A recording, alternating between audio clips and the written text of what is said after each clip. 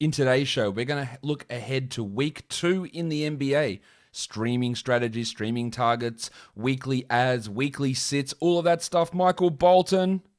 Thanks, Josh. It's Michael Bolton here, and it's time for another episode of the Locked On Fantasy Basketball Podcast. Let's get to it. Let's get to it, indeed.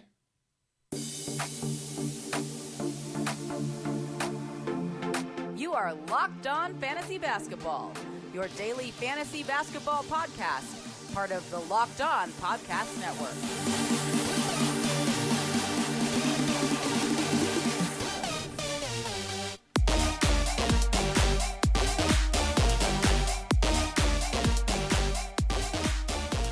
Hello and welcome to the Locked On Fantasy Basketball Podcast, brought to you by Basketball Monster. My name is Josh Lloyd and I am the lead fantasy analyst at basketballmonster.com and at Yahoo Sports Australia. And you can find me on Twitter as always at redrock_bball and on Instagram at Locked On Fantasy Basketball. I hope the start to the NBA season, I hope your Christmas season has been great. It's been really kind to you. We are moving into week 2 of the NBA season. So I'm going to do a bit of a preview here, and that's what we're going to do every week, previewing the week ahead. So let's take a squiz at what's going on here in week 2 and have a look at the schedule. And let's start things off by working out how many teams play how many games. 14 of the 30 teams play 4 games this week. 16 teams play 3 games. So really even spread of games. Now, with the minor majority of teams playing 3, you're going to have some more interesting sit-start decisions for weekly leagues. We'll get into that a little bit later because you're going to have some borderline players with 3 games, or better players with 3 games. Are they going to be better than worse players with 4 games? You're going to have a few of those decisions that you need to take into consideration. Some interesting scheduling quirks. The Nets have 4 games this week, all of them home games. The Blazers have 4 games, all of them road games. The teams that do play 4 games this week, you've got the Bulls, the Nets, the Celtics, Lakers, Blazers, Wizards, Pistons, Suns, Hawks, Thunder, Grizzlies, Clippers, Nuggets, and Jazz. All of those teams play 4 games this week. And then you've got the rest of the league playing the 3 games for this upcoming week in week 2 in the NBA. So that's how that's all breaking down. Let's have a look at it on a more narrow focus. How are the games spread throughout the week? You've got 5 games on Monday, 10 on Tuesday, 6 on Wednesday, 7 on Thursday, 10 on Friday, 6 on Saturday, 8 on Sunday. So what that is, it's a really, really good streaming week. You have got 5 days, maybe 7 days, but definitely 5 days that you can attack for streaming. 8 games or fewer are streaming days. And there are plenty of people who are new to fantasy basketball who ask me, what is streaming? Well, this is where your answer is. Streaming is getting the last spot on your roster or last 2 spots on your roster. Normally it's the last 1 spot on your roster because you have matchup acquisition limits, and just churning through that spot. Pick up a guy for Monday. He's finished playing. Drop him. Add someone for the next day. Drop him. Add someone for the next day. Drop him to maximize your games played for the week. That is what streaming is. Now, you do have to be careful how you do that because you don't want to be dropping someone who's going to provide good value over the season. And you also want to make sure you're staying within your acquisition budget. You might only have 4 players you can add during the week, so you can't just add a new player every single day. And no point adding someone, say, on Tuesday this week when there's 10 games on, because if you add someone off the waiver wire, they're most likely going to be sitting on your bench anyway, so it would be a waste. So when we look at streaming days, it's days with 8 or fewer games. Monday, Wednesday, Thursday, Saturday, Sunday. We love that Wednesday-Thursday combination because it's a back-to-back. So if you add someone on the Wednesday and they play both of those days, then you get 2 games for the price of 1. Unfortunately, no teams have that back-to-back. So that doesn't really work for us. We've got the same situation on Saturday or Sunday. We've got the 2 games back-to-back streamable, and there's no weekend back-to-back. So unfortunately, we don't get that opportunity to stream guys either 2-for-1s. We can do what I like to call pseudo back-to-backs, where you add someone on Monday. Tuesday, it doesn't matter because you're going to have a full roster most likely anyway, and they play Wednesday. So we're looking, if you add someone on Monday, who plays Monday, Wednesday? Well, the Nets do, the Lakers do, the Blazers do, the Hawks do, the Grizzlies do, and Yeah, they're the teams that play those 2 days. And you can do the same thing when looking at the Thursday-Saturday combination. Who plays both of those days? Because that's another pseudo back-to-back. You've got the Thunder who plays that one. You've got the Knicks who play that combination. The Sixers play that combination. The Rockets play that combination. The Raptors and the Cavs. And lastly, the Pacers play it. And then you've got the Pelicans, the Kings, and the Magic all have that Thursday-Saturday combination. So adding someone from those teams, you might be able to get 2 games played for the price of 1 waiver acquisition. So that's how we're looking at that in terms of value across the week. Now, there are back-to-backs over the week, which we're going to talk about soon. What we're going to talk about are teams that we can stream in. This is for daily changes leagues. Who's got the best value and what team should we be attacking? Now, I've already given those examples, but we're looking at teams here with maximal quality games. Who's got the most? And you look at these teams, they all have 3 games on the low volume days. The Thunder and the Hawks, the Blazers and the Lakers, the Grizzlies and the Nets, the Jazz and the Rockets. And some of these teams, like the Rockets, who only have 3 games, all of them are on low volume days. So adding a Rockets player, while you go, well, they've only got 3 versus let's have a look, a Celtics player who plays 4 games this week, you might be able to use that Rockets player, depending on who the hell it is. Maybe it's Jayshawn Tate, maybe it's Sterling Brown, maybe it's David Nwaba, because everyone's out on that team. But you could add one of those Rockets guys, play them 3 times this week, while you add a Celtics player. Maybe it is someone like Jeff Teague. My name is Jeff. And you can only use them twice. Yeah, so or for example, the Heat play 3 games, and you could add someone, whether that is Precious Achiuwa for a deeper league, you might use him once this week. Whereas those Rockets guys, you use 3 times this week, despite them both teams playing 3 games.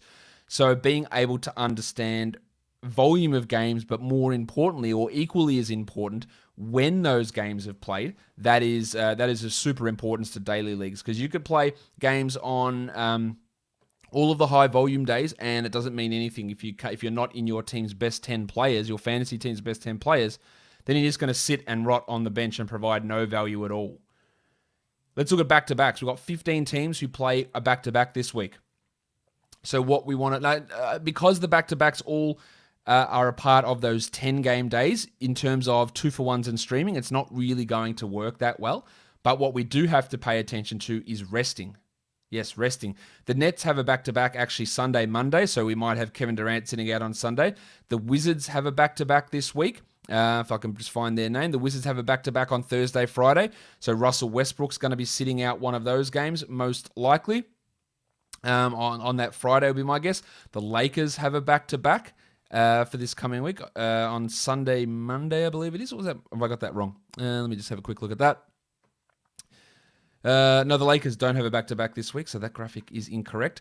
The Clippers do, though. The Clippers do have a back-to-back. Tuesday and Wednesday is the Clippers back-to-back. So we have to pay attention to that one, because Kawhi Leonard is almost assuredly going to be resting on that game, and that's going to pay. Oh no, the Lakers do. Sorry, just ignore my bullshit. The Lakers do have a back-to-back Sunday, Monday. So will Anthony Davis and LeBron James sit out one of those games? Perhaps. The Clippers have a back-to-back, so Kawhi Leonard, we've got to watch for him. They have the Tuesday, Wednesday back-to-back, and the Nets have that back-to-back as well on Sunday and Monday, as I mentioned. So they're probably the major resting risks for this week with all the back-to-backs going on. You could say the Pistons and Blake Griffin as well, Monday, Tuesday. They've got a back-to-back. Not sure whether he's going to play both of those games. But the big ones we always have to watch for are Kawhi, Russell Westbrook, Kevin Durant. Look, you could go down and say, or maybe Rodney Hood and Dwight Powell sit out. I don't think people are going to be too fussed about those guys. And then you've got Davis and LeBron. But they all have back-to-backs for this coming week. So it's important to note. All right, let's look at players that we can stream in on the Monday. George Hill. He looks pretty good to me. I think George Hill's going to be starting for the Thunder as their starting guard next to Shai Gilgeous-Alexander. I think he's going to have a strong option, and they do have a back-to-back Monday, Tuesday. Now, you might not use George Hill on that Tuesday, but you're going to see his name pop up a lot this week. And Gary Harris. Nice, Gary! He's a Monday stream. Josh Jackson with the Monday, Tuesday back-to-back as well. With how much the Pistons used him, I like him as a Monday ad as well. There's only 5 games on Monday, so you might be able to get some value from Josh Jackson. And Kyle Anderson on Monday has a game for the Grizzlies. He's a good ad for that Monday. For Wednesday, I'm looking at a couple of Mavericks players, Dorian Finney-Smith and Dwight Powell. They could both be options to stream in on that Wednesday where it is a low-volume day. Nick Batum, who's been really good anyway, but most likely on Wednesday, Kawhi Leonard's going to rest. So Batum is going to be a massively strong ad on that Wednesday. You could probably even look to add Batum, although I'm a little bit cautious about how Batum's going to go when Marcus Morris is back. But Batum is going to be a great one on that Wednesday. Lonnie Walker on the Wednesday as well is going to have some pretty strong stream value. On Thursday, it's back to George Hill.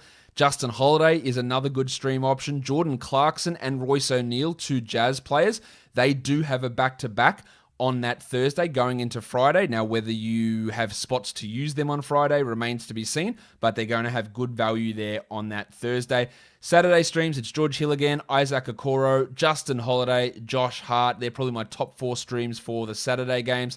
And then for Sunday, it's Kyle Anderson, it's Dorian Finney-Smith, Derek Jones Jr. and Lonnie Walker IV. So you can check all this out on Basketball Monster. You can check our daily projections, our weekly projections, our schedule analyzer to see how it all pans out in those days. And it's all going to be dependent on what your team looks like. We're just highlighting some names there who could have some value for you guys. Now let's have a look at weekly leagues.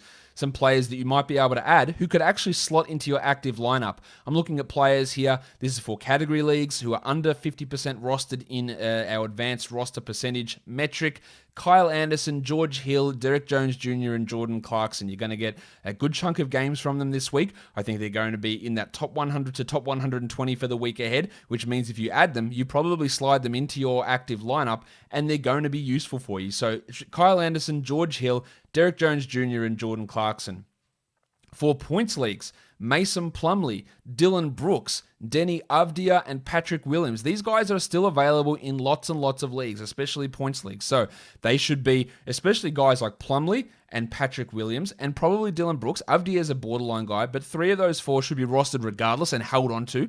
But for this week in particular, got to make sure that you can have a look to see whether they make sense on your roster and you can drop someone because they are going to have some big numbers this week. If you want to look at players that we can sit this week because of their game volume and because of their overall game in general, in a category league, I would be sitting Anthony Edwards, who only has 3 games. I'd be sitting LaMelo Ball, who only has 3 games. Larry Nance Jr., I know he was awesome in the first game, but Kevin Love is likely back.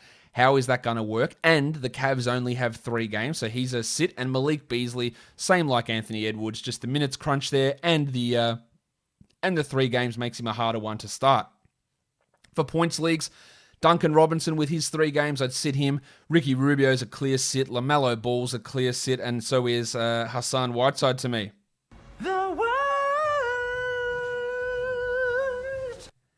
And then we go to the last thing. We're looking at deeper leagues. So these are players who are rostered under 20% in advanced metrics. A lot of the same names there, but these guys have great value for this week. Kyle Anderson, George Hill, Derek Jones Jr., and Gary Harris. So go and have a look if they're available in your leagues and see if that makes sense to you. I'll come back later today and I'm going to do a what to watch for Sunday's games. And then on Sunday night, I'll have a waiver wire specific show. I'll have the pre-game show on Sunday night as well. And then after Sunday's games, we'll go back into the flow of the recaps. That'll do it for us here today, guys. Thank you so much for listening, everyone. See ya.